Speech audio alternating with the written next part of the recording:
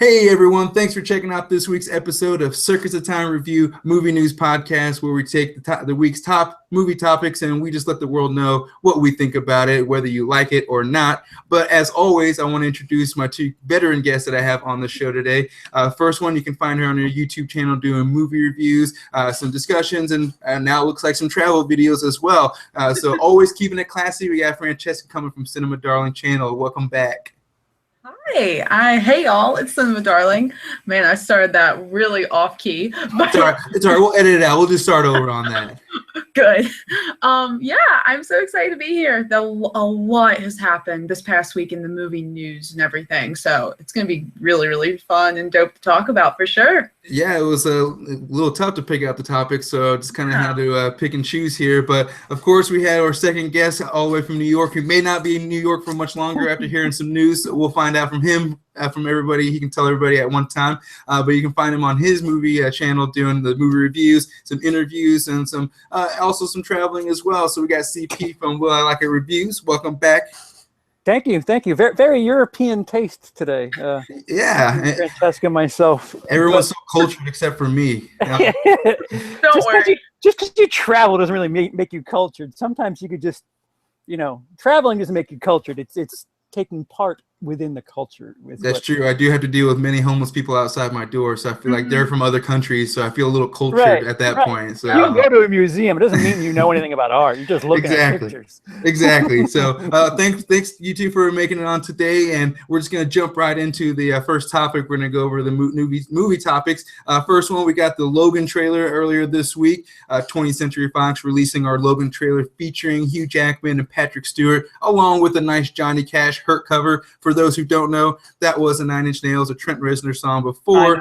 So most people are like, Johnny Cash. I'm like, yes, I like to give Johnny Cash some love too, but he wasn't the first one. Right. So yeah, the trailer came out this week. Personally, I enjoyed it. I like the music along with it. It's probably one of the few trailers that has the music right when they slowed it down, the whole cover songs. But what did you guys think when you saw it? Are you excited about it, or are you thinking, nah, I'm not sure? Francesca, what do you think?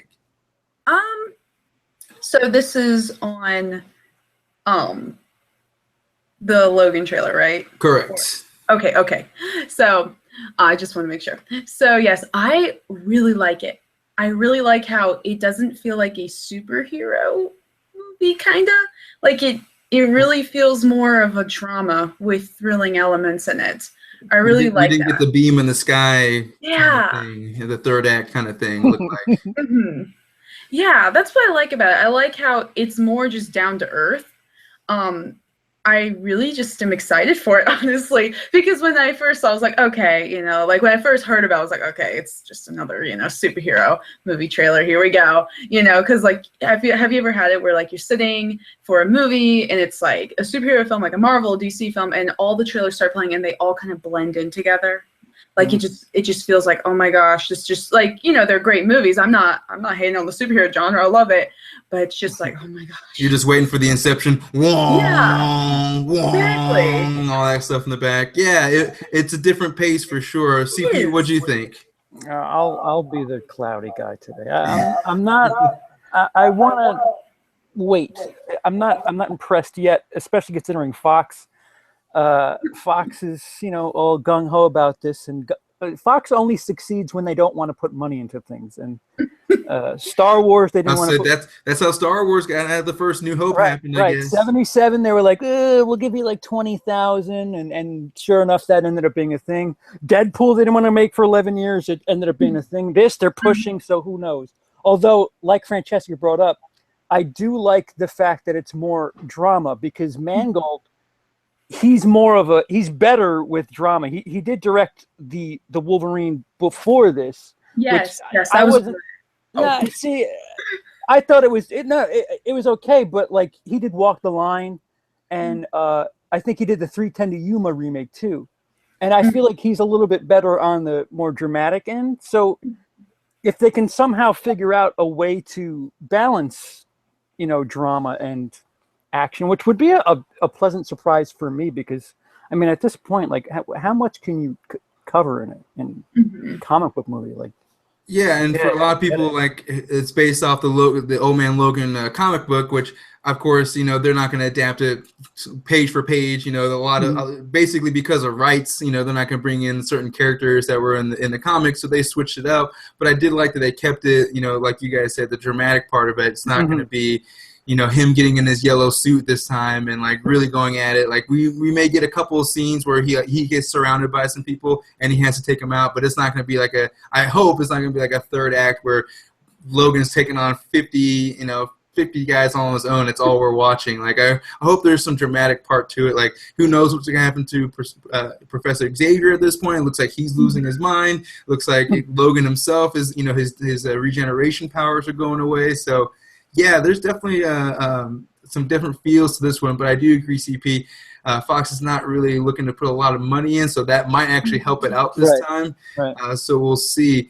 And yeah, I guess with the song itself, it was for me, I liked the trailer. It really made the trailer because as the lyrics and everything just kind of fit with how it was going.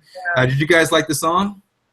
I like how it gave it more of a rustic feel almost. It wasn't, because usually like superhero trailers, they have the epic music and it's just like, And I mean, I'm not hating on those. They do a good job. I just love the tone that they're going with this. And I really like the song though. It was very rustic and just kind of unexpected.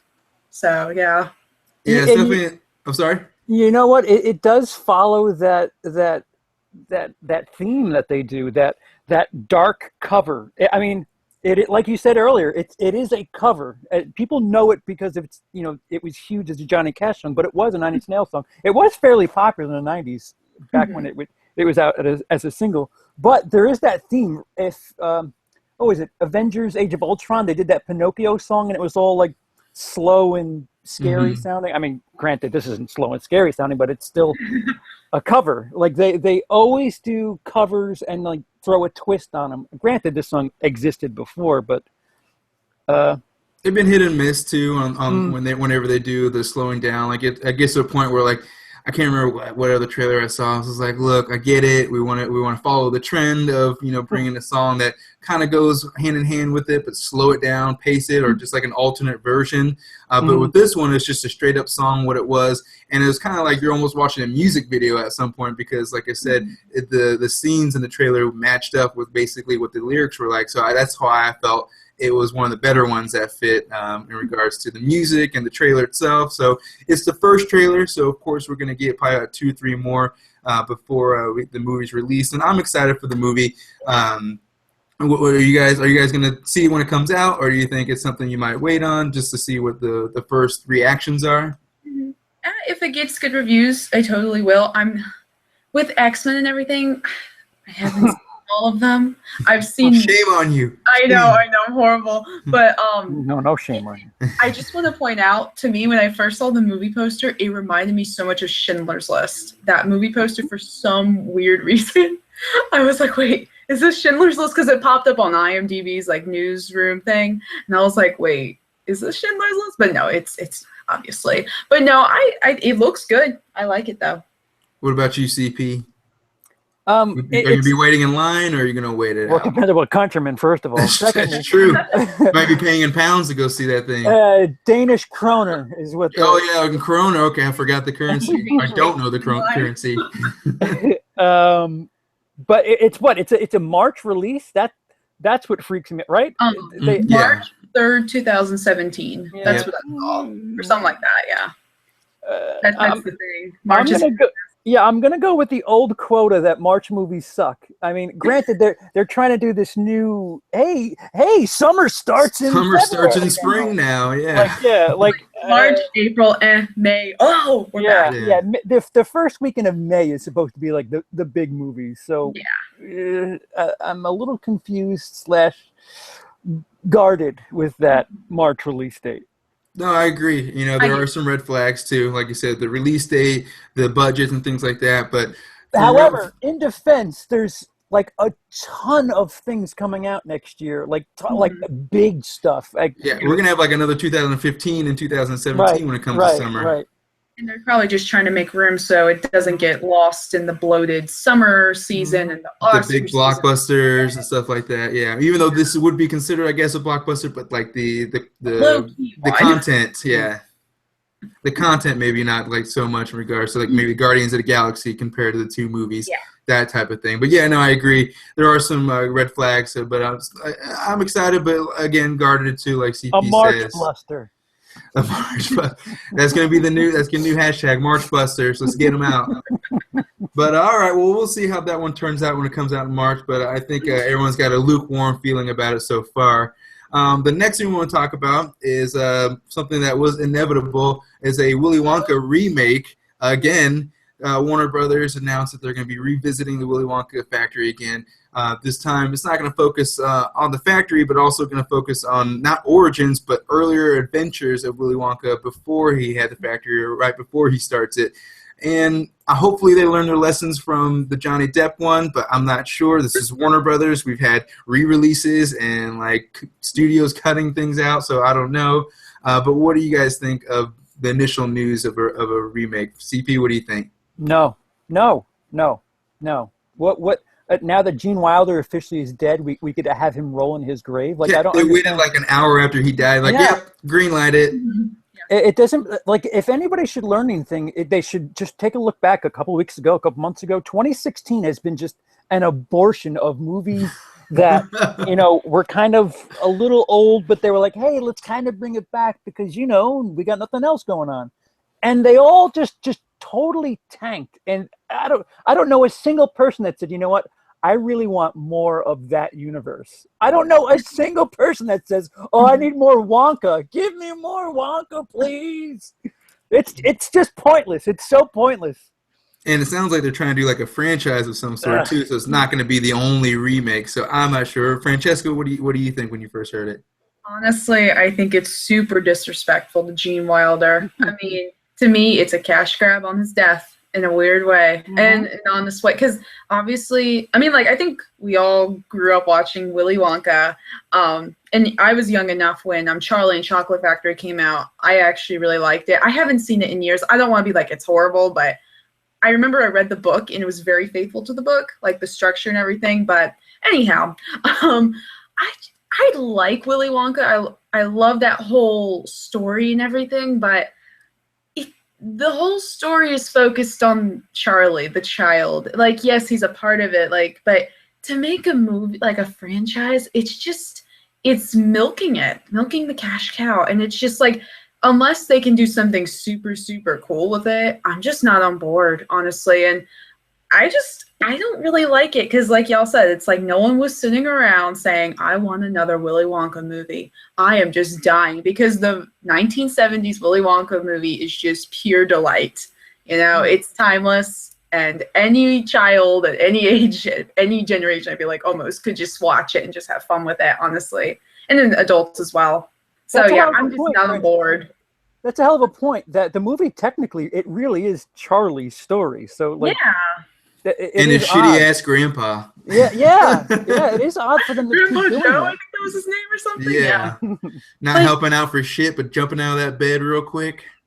Oh my god! I just realized that, honestly. It's like, oh, okay, here we go. He's like, oh, I get to go do something? Oh, well, let's do a dance. And I was like, oh, grandpa. Even as a kid, I was like, wait, so the mom's been taking care of him, all of them in this bed, and now grandpa wants to get up? I was like, oh, screw it. I can do it now.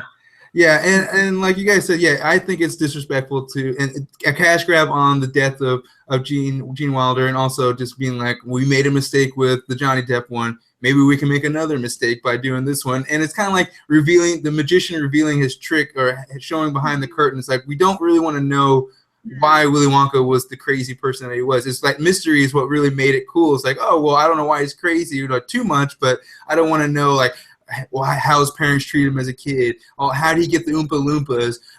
What contractor did he get to make the chocolate factory? It's like, I don't want to know all that stuff. Like, I just want to have that shrouded in mystery. And just like you said in the book, maybe they don't get too detailed, but it's just like it's there and build off of it. Yeah. You don't do comedy prequels neither. Dumb and Dumber had a prequel, and Oh yeah. Oh yeah. And that was actually better than Dumber and Dumber 2 because I didn't even finish Dumber and Dumber 2. I actually watched that prequel one all the way. I was so disappointed. So disappointed. Yeah. So yeah, I don't know. I agree. It's like I said, it's disrespectful to Gene Wilder, and he didn't even like the Johnny Depp one, of course. I hated it. Yeah, and so I don't know.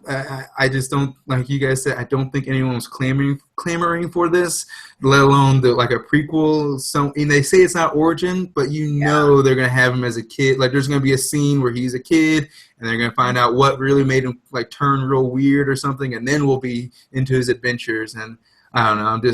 I'm not. Gene Wilder made that character, man, too. Like there's just don't. And There's just so much that's so him.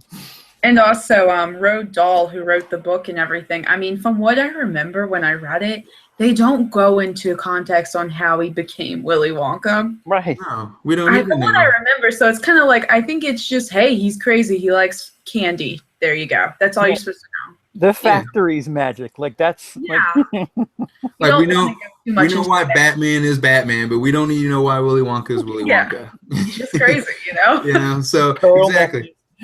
Exactly. So yeah, I don't know when they're planning on releasing this movie. Probably in the next hopefully never, but probably in the next 2 or 3 years, so they can keep it relevant from, of course, the death of Gene Wilder. Maybe they'll do like in memory of Gene Wilder kind of a thing, and then also at the end in memory of Johnny Depp's career as well. It's probably by that time it'll be his career will probably be down the chute even more.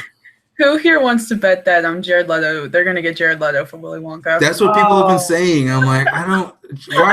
How's Jared Leto getting more work from the Suicide Squad? I mean, I know he did all right, and I didn't hate the Joker, but I didn't think it was gonna be like. I didn't think it was gonna open all these doors. Like he's gonna be every weird character from now on. So yeah, he got Blade Runner, he got the Joker, Blade Runner. I forgot what else he's gonna be in. So maybe Jared Leto's the new Johnny Depp. Maybe he's literally into the new Johnny Depp. Jared Leto is such a good actor. Like he can do obviously the insane roles, but like the normal roles as well. Like everyone needs to leave him alone. Or he could just record a couple more albums for what was 30 Seconds to Mars. Mm-hmm.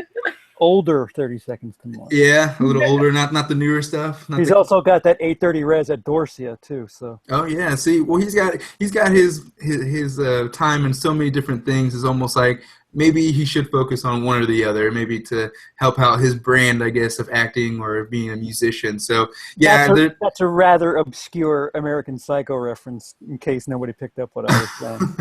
a little lady in red. Oh jeez. 830 Res at Dorsia. Oh, very nice, very nice. No, flew right over my head, but thanks. Now it clicked. It clicked. Oh.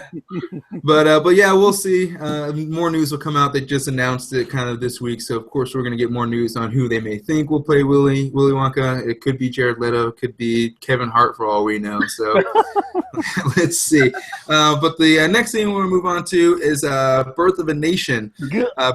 Yeah, Birth of a Nation. I did a whole video on itself. How it had lots of Oscar buzz, and then the controversy with the sexual allegations from Nate Parker, and then the way he handled the whole PR during the promotions of the movie. To now they're at over $10 million loss for the studio that bought it for $17.5 and gave it a $10 million budget. So do you think the $10 million loss is from the scandal itself, or the quality of the movie, or a combination of both? What do you think, Francesca?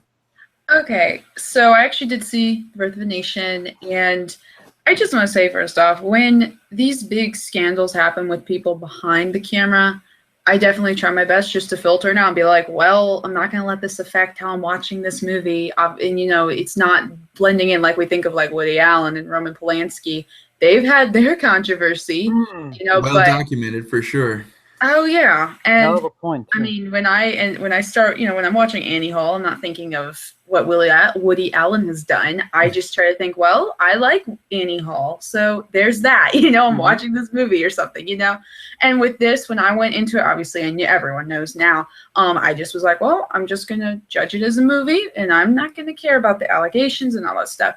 And for me personally, Birth of a Nation, I really, honest to goodness, I feel like the Sundance hype was so almost like, how do I say it? Like, I just feel like the hype killed it for me because, like, from January on, we heard that Birth of the Nation is just going to be this incredible, incredible film. I watched it. It was good, but it wasn't, like, it didn't hit you almost. For me personally, the emotional punch was not there. And I you know, with audiences and everything, these movies, if a movie's good, if there's, like, an emotional punch or something, like, I don't know how 12 Years a Slave did box office wise. I cannot remember for the life of me. Mm-mm. Not incredibly well. Oh, okay. So, you know, and I'm trying to think of other things in this kind of alley, but I mean, I also just think maybe it wasn't appealing, maybe because of the allegations, but I don't really know, honestly. I just think sometimes when a movie really isn't getting the greatest of great reviews, sometimes people are like, well, I'm not going to spend my money. I wanted to see it because Lord knows Sundance was hyping this thing up, you know, and I was like, well, I guess see it. And I just don't really know. I think it could be a mix of that, but I could also just think it wasn't this incredible movie and maybe people just didn't really want to see it, didn't pique their interest. But yeah, it is sad always, you know, $10 million. That's a lot of money. Especially on a smaller indie film too. You're like, I mean, $10 million on a big blockbuster, and you know, they're like, okay, well, we almost made our money, but they probably made like 100, 200, $300 million before they lost that 10 million. Not just $10 million is gone straight up from like a $20 million, you know, budget they probably had.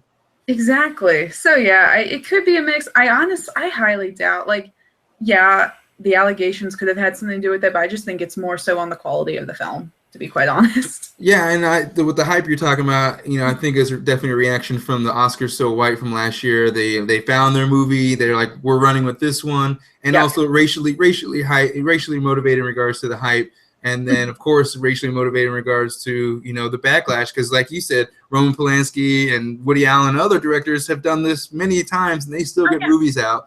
But for some reason, the one black guy who puts out and has the sexual allegations as well, it tanks immediately. CP, what did you think? Yeah, I was actually going to bring it up before you said it. I think some of the hype had something to do with the Oscars So White thing. It sold, I think, the weekend after or the weekend before the actual Oscars. And there's this, I mean, all right, I'll be the bad guy again. There's this like white guilt, you know, award bait thing that happens every other year. 12 Years a Slave, The Help. There's always that, you know, that social movie that perhaps shouldn't have as much credit as it does. And they were just kind of getting in front of this one, and they just missed. I mean, even without the sexual, you know, the personal things that are going on with the director, some of these movies don't just, like, what was it, The Butler a couple of years ago? It had nominations. It just wasn't good. It was very melodramatic. Right. It's very slow paced. Didn't really have too much to it. Or something, just very heavy-handed, in my honest opinion. Right. Just you know, just stop putting these like social movies in there, and just, you know, be a little more even about nominating your actors. Like, yeah, it seems like we can't get away from the Oscar bait movies that have revolved with black actors or black directors revolving around slavery or the mistreatment of, you know, a black, you know, African American in our past. Like, can we have an all black movie that's an Oscar contender that's not forming around either one of those things? Like, we're getting the NASA movie with the three women who, you know, they were helping out, but they weren't given the acknowledgement that they deserved, which is kind of the same thing. It's not as heavy-handed as Birth of a Nation or 12 Years a Slave, but it's still around the mistreatment of African Americans. Like, look, we understand that people have gone through, many other races have gone through mistreatment, but they're not constantly making movies for that, or, you know, as for Oscar contenders. It's like, I'd like to see like a black director or a black cast or a movie about black people, not about these two subjects, something that's just a straightforward, good movie. And give QT credit for covering it in Django Unchained head on. I mean, yeah, it's true. Oh, Django was so great. Oh my God. Like, that's one of the reasons why I liked Django, was because it took a very, very sensitive topic of slavery and this stuff, but Quentin never was never heavy-handed with it. He used it and kind of made it like, wow, look at this guy. You know, he did all this stuff, and it never was heavy-handed, which is always a good thing in any movie. You don't want to be heavy-handed and sappy and very and not melodramatic, right? Yeah, the narrative within the whole narrative was more important and was focused on. And I mean, in Django Unchained, I mean, when we see Calvin Candy and go into his house, horrible stuff's going on with his slaves, but you never felt like, I don't know, it was just really well handled there. Yeah, and, if you know what I mean, I'm trying to, that's what I'm trying to say. Yeah. Oh, sorry, I thought someone was awkward silence there. No, the way they tackle it head on, it was a little abrasive, but he respected everything else around it. Meanwhile, when you do it the other way and it's too melodramatic, you don't respect the material. Like I just saw, what did I see with Daniel Radcliffe? Imperium? Is that what it's called? Is that the one with the white supremacists? Yes, He infiltrates? Ah, is it good? I actually looks pretty solid. It's like a bootleg American History X. Wasn't it American History X? Right. Did Edward Norton make an appearance? Like it. That's basically what I was going to do. I was going to, American History X. They hit it. I mean, listen, don't get me wrong. There's some stuff. It's very hard. That curb stomp will never leave my mind. Yeah. Oh gosh, my jaw dropped 10 minutes afterwards. Whew, too much. Yeah, well, you're right. Like I guess we're saying some more about the Imperium. Oh yeah, so it's not like a fairy tale by any stretch, but there's a bit of a like a fluffy melodramatic type thing that they're trying to do with it, where Dan Radcliffe's character, he really tries to get a little close and friendly and understand like the human being behind the white supremacist, and it's just like, all right, man, I don't know why you have to do that, but maybe a little too close for home for him. Yeah, maybe. Yeah. But yeah, no, I guess like we're going back to what we're saying. Like I just really wish that we can get more of these Oscar contenders or quality movies about blacks or African Americans, however people want to say it, that aren't about the mistreatment of any sort. Just like a straightforward, like the Danish Girl with black people, like that type of thing. Can we get something like that? I don't know. Like I'm just tired. I think people are just growing tired of like the same shtick. Every year we're gonna have a slavery movie. We're gonna have a 50s civil rights movie of some sort. It's like we know we're gonna have one of those. It's just what situation are we gonna pick up at this point? And even Matthew McConaughey did some. I forgot what the movie he did. Was that it? Free State Jones? Yes. Yep. Yeah. Okay. And that itself didn't do any better than Birth of a Nation. Yeah. Completely bombed. I will say though, I liked The Help. I thought it was really. I liked it. I think everyone kind of went in like leaving that movie being like, oh, it was like just very like, I don't know. I really liked it at least, but I haven't seen. It was like The Help was sweet. That's why I liked it. I was shocked at how many nominations it got, but right. Like, and it was a very sweet movie, and I really liked it. And it was just, I liked it a lot. I was just like, I remember when it got nominated, and I was like, oh my gosh, like, yeah. And it's not like these movies shouldn't be made. It's just like, do they have to be the ones that are considered for Oscars every year? Like, and like you were saying, like with The Birth of a Nation, some other movies, they're more hyped because of the content, not for the quality. And so it's just kind of like you said with CP, the little bit of white guilt, like, well, it's pretty good, but let's give it the benefit of the doubt because we don't have any other black movies this year to nominate. We're not going to give it any awards, but we'll nominate it. We'll definitely nominate it. We'll definitely like put them in our commercials and things. I mean, I will say the movie is really well done. Like, I think Nate Parker did a great job directing the film, and his acting was really good in the film. There are really good stuff in the film. It's going to get nominated for sure for stuff like that. I mean, I know people are saying it's not going to get nominated more, but I'm still thinking it's going to get nominated because there are really good stuff in it. But there were things in there I really genuinely liked about it. Well, yeah, and they're talking about if it doesn't, there's the Denzel Washington, The Fences one might be, kind of step in its place. Step in its place as well. So, there are options, I guess, out there, and that one's more just like the internal struggle of a black family, not the probably like civil rights or slavery or anything like that. I haven't seen the play. I don't know the content of the play, so I'm not sure what it's really about. But yeah, from what it looks like more of an internal struggle, not more of an external struggle from outside things. So we'll see. We still got some time before the Oscars. CP, you're still gonna have your Oscars party, your Oscars competition? Absolutely. I'm definitely in if you do it again this year. Yeah, so we'll see how we fare. But get Bob away from Mad Max next time. Oh, yeah, I'm still mad about that. But moving on to the next thing, moving into gaming, we got the Nintendo Switch trailer out this week. They're going to be releasing a new console, new concept for what it seems like older millennials, because I didn't see one kid under the age of like 25 in this whole trailer. With the whole handheld controller or handheld screens and controllers that you can move and take along with you. So when you guys saw the trailer for this, what do you think? Do you think this is something I'm going to get, or you think this is going to be like the Wii U, where it's just going to last for like 2 or 3 years and they're moving on to something else? What do you think, Francesca? I really don't have that much an opinion because I still haven't seen the trailer, but hey, you know what? Nintendo can do Nintendo, that's for sure. Yeah, well, basically the trailer, it's like a 4-minute trailer, and it's just showing every scenario, like people playing basketball. You can play your game while you finish. All these scenarios that will never happen in real life, but they think these are how people live. They try to make it seem like you can be social with this. Go talk to some girl in the airport that you've never seen. You're not going to creep her out or anything. That kind of a thing. Well, CP, then what did you think? Did you get a chance to see it? I did see it. I'll be honest. I don't think I watched it with sound when I watched it. I was kind of like, all right, so what's the difference between that and the Wii U? Because it's the Wii with slides on the side. That's all it looks like. Yeah, that's really it. You get those portable controllers that are they're basically the new earbuds for the iPhone 7. You're going to lose them within the first week that you have them. Yeah. So what? You could? Is the difference that you could actually play a game if you go somewhere far?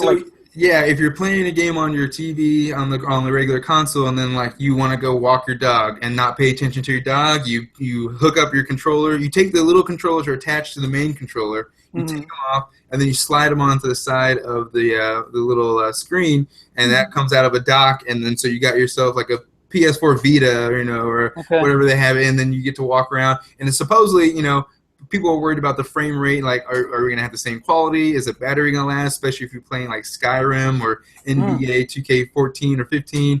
And so those are the concerns. But yeah, you basically can walk around and continue the game that you're just playing on your TV, which it is enticing, but I don't go everywhere and just take something like that with me. Especially if you're gonna walk your dog, pay attention to your damn dog. If your friends invite you from across the roof to go hang out, don't bring your video game unless everybody else has it. I guess it's one of those all these unlikely scenarios, and then they also have it featured in a gamer tournament, an actual professional tournament.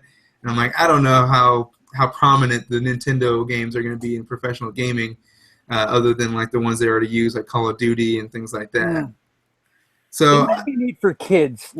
Sometimes kids can't go into other kids' houses, and maybe, all right, well, bring your thing out, and I'll bring my thing out. We could play right in front of our house here. At least that was a problem for me. But there is no kid. They weren't even thinking about trying to advertise this to kids. It was basically nobody under the age of, like I said, 25 was in this commercial. Nobody. I don't know. I think from what I've heard from y'all, I don't know. I think sometimes, I think our world is definitely overrun by technology. And if you're going to have a conversation with a friend, have it without distractions. Or like you said, if you're going to walk your dog without distractions. We don't always need technology to be everywhere. We don't always need to be using technology in every single scenario sometimes. But I don't know. Well, I know, and of course we all know people we know that one friend who just can't put down their phone or can't stop doing something. So those are who they're going after, I guess. I'll tell you what this kind of proves to me, that Nintendo should go the way of Sega and just stop. You're always a generation behind with the consoles. Just take Mario, take Zelda, take Mario Kart, all those first party games, and then start making them for Sony and Xbox, and then focus on that. I mean, they made how much money doing Pokemon Go? That was no console. That was just an app for a phone. They made so much money doing that. They should just focus on doing that from now on, because they don't know what, I don't know what the hell they're doing with consoles, because and they're barely letting third parties come in now. Right, right. Barely. So, and what is the technology? Last generation? Okay. Yeah. The graphics are like we've pretty much hit the top at this point in regards to graphics. Like 4K, that's kind of like the 3D thing. It's like it may be a little bit better, but it's not like you need to buy a whole new TV or console for the feature. And yeah, Nintendo, you're right. They've always been at least a generation or 2 generations behind in regards to Sony's got a VR headset, and Nintendo's like, hey, but you can bring this one wherever you go. Still, and I was like, oh man, come on now, come on, Nintendo. It's just like they should, like you said, they should take their first party games, like the flagships, the Mario, the Zeldas, and just start making them for release it on the iPhone, Android, Sony, Xbox One.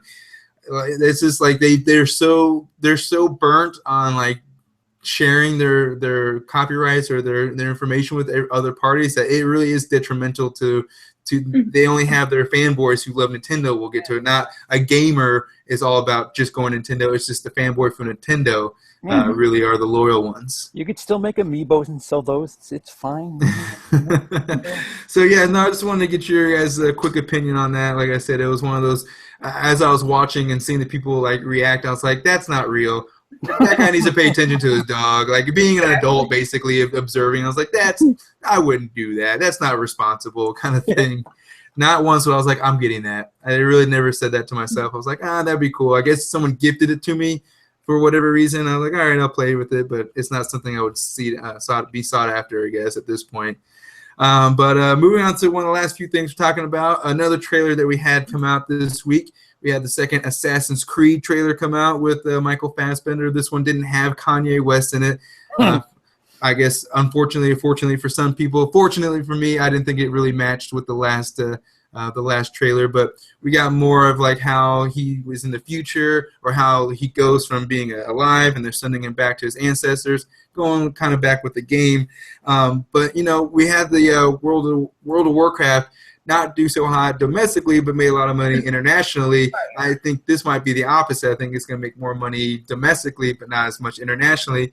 But do you think this is going to be the game changer for our game movies that really haven't made the jump yet? What do you think, CP? No. If Tomb Raider didn't, if Resident Evil didn't, hell, if Warcraft didn't, Assassin's Creed didn't. I mean, too many people don't know exactly what the story is. I mean, go ahead. Tell me what the story is. Do you know what the story is, Carlos? I had one of my really good friends played it when we lived together, and I still couldn't tell you what the story is. I've owned 2 of them, and I can't tell you what the story is. So somebody who doesn't play the game isn't going to wait, he's a druid, but he's from the future? And he's going to the Spanish Inquisition? Yeah. And what's with the hand knife? What's going on? I don't understand. Done. No. Next. Maybe too in baseball. You had to be too into it to get it. Anybody outside is just gonna be like, it's Michael Fassbender in a weird movie. What am I gonna? Am I interested? Yeah. Like you said, the loyal fans. That's who they're kind of going for. But they need more than that. He's gonna have to be bottomless to get a lot of that female audience in there. I'm just being. Listen, anybody who's seen Shame knows the man's well equipped. Hey, Francesca, what do you think? Bottomless or no bottomless? Are you going to go see this movie? No comment on that first part, but I will say I haven't been following this movie too much. I saw the trailer with the very famous Kanye West background music. I think CP is kind of right in the sense, I think World of Warcraft could have definitely given us more of a signal of, is this going to do well? I haven't played Assassin's Creed. I'm not really a gamer, sadly. But, I mean, if they can pinpoint a certain story and execute it well, then that's wonderful for them. I think it's huge if they got Fassbender on board, though, because he is an excellent actor, as we all know. Oscar nominated and everything, and he's really, really good. Maybe he can, do well in that. I think he will. I mean, it's Fassy, but good old Fassy. Yeah, good old Fassy. But I don't know, because I think there's just been all these video game adaptations. I think maybe they're stuck between trying to please the loyal fans and trying to make a movie where everyone else can understand. And, it's a very hard mix. It's like book adaptations. You have your hardcore fans of them. Then you have, especially in those very detailed worlds and everything. And then they try to execute it and, get it into a movie. And, for me, I read, I read so much in middle and high school, with the Hunger Games and Harry Potter and all that stuff. And, for me, I could fill in the blanks and be like, oh, yeah, this is this, this is this, this is this. But a normal audience member would be like, what's going on? There's stuff that won't ever be explained. And so maybe that's a big issue, but World of Warcraft made so much money in China. I think it was it was insane. I hope it does okay. It's a Christmas release date, which usually those movies tend to make more money because of the holidays and everything. But it's going against Rogue One. Yeah, good old Rogue One's going to be churning along at that point. Rogue One is coming, and there's some Lucas in my throat. Yeah, that's the thing though. I would say if it wasn't if we weren't in the era of the Star Wars and just we're gonna get one movie a year from Star Wars for the next few years and everything. I would say, it may have a chance, but no, with Rogue One, obviously. I think Rogue One's going to do a very modest box office appeal. But yeah, I think it might still be a little popular by the time 1.5 billion. Yeah. Yeah, no, I agree with both of you. Like you said, CP, you're saying this is such a niche type of game. Only certain players have played. Not certain, but not a majority of gamers have played this game. So even when you're focusing on that type of audience, you still have to try to get everybody else in, which confuses me. Whereas we're getting a Gears of War movie now. They're starting to pre-production on that, or at least trying to get the idea out or greenlit. But we still haven't gotten a Halo movie, which is by far the most popular franchise of all time. They've tried it once. Uncharted. The Last of Us. God. I didn't even think about that, honestly. All these cinematic type of games have not been converted yet. No Indiana Jones and no modern Indiana Jones, which is Uncharted. But although, let me ask you, if Assassin's Creed goes the way of Resident Evil, do you think they keep going? If it makes 70 million and kind of does well enough to please their fans, and then some. I mean, yeah, because they've done a couple of different settings in the game now, where he goes back to he's on a pirate ship and he's on other places. So if the money comes, yes, they're gonna start hitting up those other storylines that there's 4 or 5 Assassin's Creed games? So. I think it's a yearly or a bi-yearly game, yeah. Yeah, I mean, when I bought my Xbox One, they gave me 2 free ones. They're the little codes already. I was like, oh yeah, I'll use these sometime, maybe. So yeah, you're right. If they do make enough money, just enough, they're gonna keep it going. And who knows if Fassbender will stick around because he's so used to the X-Men box office. He's like, maybe this isn't so much for me. Because if you look at Resident Evil numbers, they don't crack 100 often. I think it's 80, 70, and they still get their sequels. So, I don't know. Have a very loyal fan base that will come out on their opening weekend and throughout the runtime and everything, and it makes just enough. Studios are like, okay, let's keep on going sometimes. So I could see that. Because, with Resident Evil, it's not like they're making 100, 150 million per movie or anything. Right. And they've been terrible for at least 3 in a row. The trailer for the new one looks terrible. I think the Resident Evil is more for the Kid Rock type of audience. The people who are just I don't really need to see quality, but if something's on the screen, people getting shot, let's do it. It's a chick with guns, man. Let's do it. So yeah, I think they know what audience they have, so they're kind of catering to them. Whereas this is more I guess you want to call it a sophisticated audience because there's the story. There's a lot more to the story than I guess Resident Evil running around shooting things. So I don't know. I don't think it's gonna have the big wow factor, especially like World of Warcraft. They had made more money in overseas, whereas I think this one will make the most money domestically just because of Michael Fassbender. But I'm not sure how well the game is played overseas and how well the concept will even work. So we'll see. We'll see how good old Fassy holds up for us come December against Star Wars. But one of the other trailers, the last trailer we'll talk about is we got the good old Guardians of the Galaxy 2 trailer. I was really hoping for some new music, but we did get the classic one from the original trailer, which I guess is a good idea. They're trying to keep it familiar. People know that this is the song for Guardians of the Galaxy. But we got a couple good scenes out of it. We got Drax and Star-Lord talking to each other, having a nice little moment, telling him he's pathetic. He needs to get a woman just as pathetic as he is. And then just kind of little tidbits, not a good teaser trailer. So what do you think when you saw this trailer, CP? I'm not excited. I'm fired up, but I thought the first teaser was better. If that says anything. Yeah, it almost kind of like a carbon copy at this point when I saw this trailer. With just like one or two scenes sprinkled in. It was like, okay, like the music. When I heard the music, I was like, I know they're trying to make this like the Guardians Galaxy music song, but I really wish they would have chose a different song to like add to it. Like this song too is part of Guardians of the Galaxy when you think about it. Right. Yeah. What's on that second tape? What's on the mixtape too? Yeah. Like I thought they were going to use a song or two from the second mixtape, but like I said, I guess they're driving it home.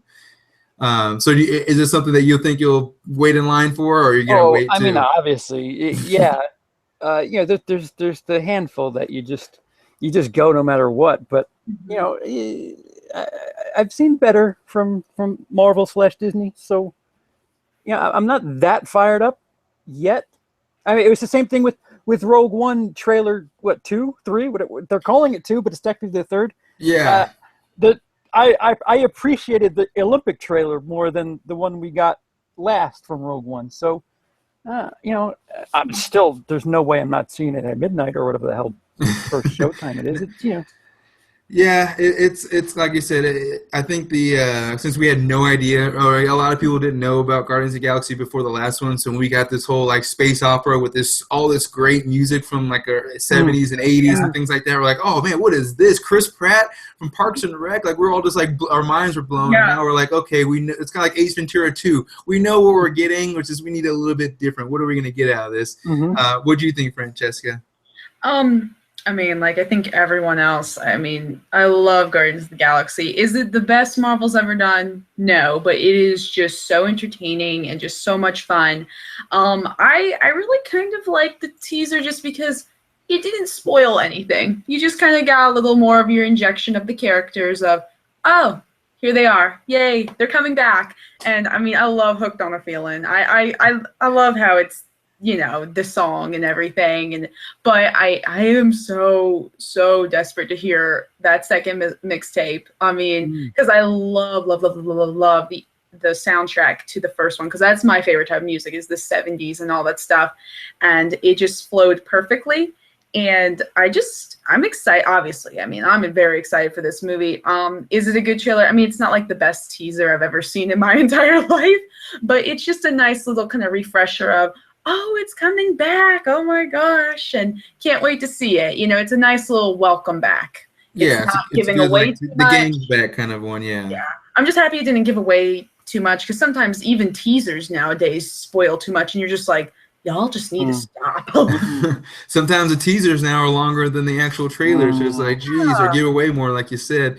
Well, I guess we're go back to the mixtape too. If what's one song that you are hoping will be on the second mixtape? Mine, I'm hoping there's going to be at least a Michael Jackson song. If he's going to go into 80s, if he's an 80s kid, there's got to be some Michael Jackson on there, some old school. Oh, yes. What about you? Off the wall stuff, that'd be great. I would love to get some Bee Gees on there. Ooh, oh yeah. We got the 70s going on there. Some disco dancing. Yeah. I would love that. It'd be so lovely. So, what about you, CP? So much. Yeah. Something, 80s bubbly, maybe a little Kajagoogoo, Too Shy. Maybe some Phil Collins. Sure. Some Wham. I wouldn't mind some Queen, honestly. Oh, right. See, there's so much to choose. Now that we know how they what their style is, it's like now that's why we're excited to hear these new songs. Like, okay, they did a great job picking. Like, I bought half the soundtrack basically from the artists themselves. I didn't buy it from the soundtrack, but I went to the artists individually and I bought half the soundtrack. I was like, oh man, these songs are great. And when they put them in, and when they use them perfectly, like Martin Scorsese in the movie perfectly, it's like I have to. Martin Scorsese, Quentin Tarantino, whenever they use music in their movies, it just makes me want to go buy that song and listen to it all night. Suicide Squad did that really well too. They did to some degree. I feel like I'm sorry, I didn't know most of that music. I'm kind of an old fart compared to you two. But oh no, well I loved it, but I just felt like they were like sometimes when we get the music in these other movies, like I said with Quentin Tarantino and Scorsese, it's like it's making the scene like it's driving the scene. Whereas with those, it felt like it was like a trailer that had like the music behind it. But the songs are still great. Don't get me wrong, I didn't hate any of the songs. It's just how they maybe placed them maybe to me were a little bit off, but I still enjoyed the songs for sure. So we'll see. You know, all we know is that we're going to get a new mixtape, and we really don't know much about the plot, which is a good thing. That's what a teaser trailer is supposed to do. So we have one more thing, and then I want to add a new piece of news that came out earlier today. Breaking news. Some breaking news we're going to have on here. The last actual official news we had was the Deadpool 2 casting for Domino. The character, I have no idea who she is. She's apparently similar to Deadpool, or like I'm not sure if it's a nemesis or it could be a partner of some sort. But they have Mary Elizabeth Winstead from Cloverfield Lane, and then Lizzie Kaplan. She's in all kinds of. She's in Freaks and Geeks. She was in Party Down and Mean Girls. And then also Ruby Rose, which I believe she was on. They said Orange Is the New Black, I believe, if I'm not mistaken. But those are the three actors that they're narrowing down. Do you have a favorite that you would like to see play a character in Deadpool? We'll see. CP, what do you think? Lizzie Kaplan's pretty. I mean, Lizzie Kaplan's kind of funny on her own. If you watch her in Mean Girls, you could tell she's kind of dancing a little bit with, she's having her way with the script. See, either or. Deadpool, I would say Lizzie Kaplan would be more comfortable. I'm okay with Mary Elizabeth Winstead, but I think Lizzie Kaplan would be a bit more at ease with that type of material. See, I thought the same thing, and then I saw when I remember seeing Now You See Me Too. And I was like, man, she just that was probably one of her worst movies, I would say. Like, I'm not saying she's bad at a bad actress at all. It's just that performance in that movie. I was like, ooh, she was kind of being like the comedic relief on that one, even though they had, Dave Franco and Woody Harrelson. She was kind of driving it too hard, I think, in that one. But yeah, I would like to see her or Mary Elizabeth Winstead, because I did like her in Cloverfield Lane as well. So I'm not sure about the other actors. I haven't really seen much of her, so I don't have much of an opinion. But I do between Lizzie and the Mary Elizabeth. What do you think, Francesca? If it's supposed to be someone who is just as funny and blunt as Deadpool, then Lizzie Kaplan, just because, I mean, Mean Girls, Janice Ian is just her own thing. She's just her own gal of her own. She was so funny, and even though in Mean Girls, because it's one of those high school comedies I adore, you have so much comedic talent from everyone in that cast. She really was able to shine, and I think she would be great. If she has to be kind of like someone who's similar to Deadpool, Mary Elizabeth Winstead, I loved her in 10 Cloverfield Lane. She had the capability to really hold, being the main character who's just like, what's going on? Sometimes that can be kind of like, oh, okay, this is too much of, stuff. But with her, she held it on, and you were with her the entire time. You were just rooting for her and everything. And so I like her. She's a great actress. The other one, I have not seen Orange Is the New Black, so I really have no opinion. But for the humor, I definitely go with Lizzie Kaplan. Yeah, I think you're right, Lizzie. She definitely, like, for Mean Girls, she has the most comedic background out of all three. And to go toe to toe with Ryan Reynolds, who most of his lines are going to be improvised, so she's going to have to like play off him real quick. Yeah. Someone who's quick, not only a good actress, but someone who's quick and on their feet in regards to comedy and comedic timing. So I think, out of all three, I would like to see her play, just because. There's certainly a sex appeal too with her. Of the three, she's probably the most comfortable with her sexuality, I would say. Masters of Sex, she's. Mm-hmm. Is it on Showtime? Yes, on Showtime. Okay. Yes. So I mean, Deadpool, like they, even with Ryan Reynolds, like, how many crotch shots did we get in Deadpool? So sexuality is a part of it. Humor, blood and guts, and sexuality. So she's comfortable with at least two of those three, I'm pretty sure. Yeah, I think she definitely would fit the bill when it comes, like you say, when it comes to all those necessities when it comes to playing in the Deadpool movie. You need that comedic timing, you need that sexuality, and just someone who has some good chops with acting. And she's been in the game for over like 15, almost 20 Oh, years yeah. at this point, so it's not like she's a new actress at all. So, and my introduction with her was Freaks and Geeks back in the day. So like, right. so, and she was only in like a couple episodes, but it's only one season. But like, still, it's like, yeah, I remember her, and she definitely she was fine then. So I just kind of want to get your opinion, what you think on who would be the best pick for that one. But the breaking news that happened today before the podcast was Star Wars announced that Donald Glover is going to be playing Lando Calrissian in the new Han Solo. We kind of knew or speculated it was going to happen. It just hasn't been confirmed. But once I heard that, I was like, yeah. We were waiting on this, and I'm still pretty excited. What do you guys think? Francesca, what do you think of the news of Donald Glover playing Lando? I'm okay with it, honestly. I don't have too much of an opinion, but hey, I mean, I'm okay with it. I mean, he wanted to be, was it Miles Morales in the Spider-Man? He was really pushing for that. He was campaigning for that before they had the deal with Homecoming and everything like that. But I think he's even making an appearance in Spider-Man Homecoming too, so he's not not in it. So he's getting included, but yeah, with this one, I mean, if you compare the two pictures, it's like, yeah, that this is the right pick, and he himself, he can play that charming. He's got the charisma. I don't know if you watch any of the Atlanta show that he's had out recently. That show is amazing. It's hilarious. He has so much to do with it, so you know that he's part of like the writing and the producing of that show. But CP, what did you think when you heard that? I don't know. As far as Han Solo was concerned, I wanted Anthony Gruber to get picked, the guy who played young Harrison Ford for Age of Adeline. The guy is a comedian, and he has a comic background, and he's a dead ringer for Harrison Ford. It's hard without knowing what they're going to do with the material. Like, without knowing the material, they're just faces. Like, yeah. I mean, how many times have you seen a good actor in the role where it's just like, what happened? I'd like to see some sort of footage or like, people are great, but I don't know. If I would have told you that the one actor that you'll remember from the Star Wars prequels would be Ewan McGregor, you'd be like, wait, no, hold on. Natalie Portman is really good. We have Qui-Gon here, whose name is slipping my mind.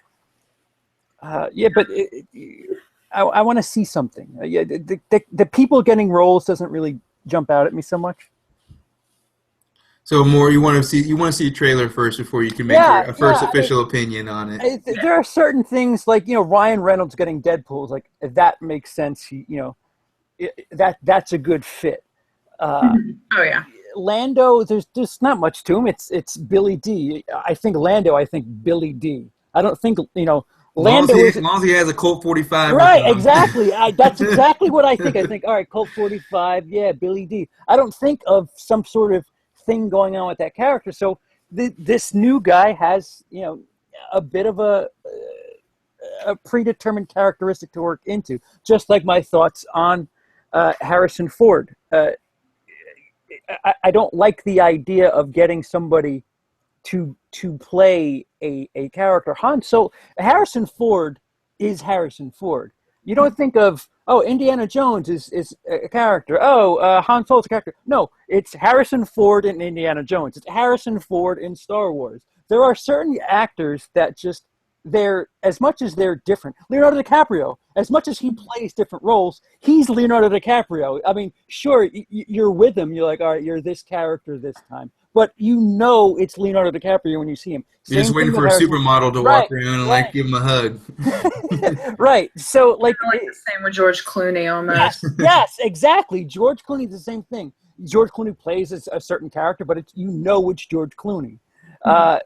They're good. It's just I understand your point. Yeah. I don't know how I'm trying to say it, but I'd like to see more. The actors don't wow me so much as footage and And you're right. It's one thing to get somebody who looks like the character, and maybe can personify some things. But like, if they don't mesh well with the whole material, or they don't deliver the lines the same way, or something like that, then it can throw everybody off. And with Donald Glover, he's starting to branch out into more things. So he's not just, I forget his name from Community. So like, he's not going to come in and people are like, oh, I really don't know that guy much, but like, he's really like, he looks just like Lando and he's doing a great job. It is going to be now like, I've seen him in a few things now. I want to see if he can mold himself into a different character and not just be Donald Glover playing in a Lando outfit, basically, with a mustache. Right. And you know what? A modern-day version of that is Chris Pratt. Chris Pratt in Jurassic World, sure, he's whatever the hell his name is in Jurassic World, but it's like a toned-down, heavier, more army-ish version of Chris Pratt.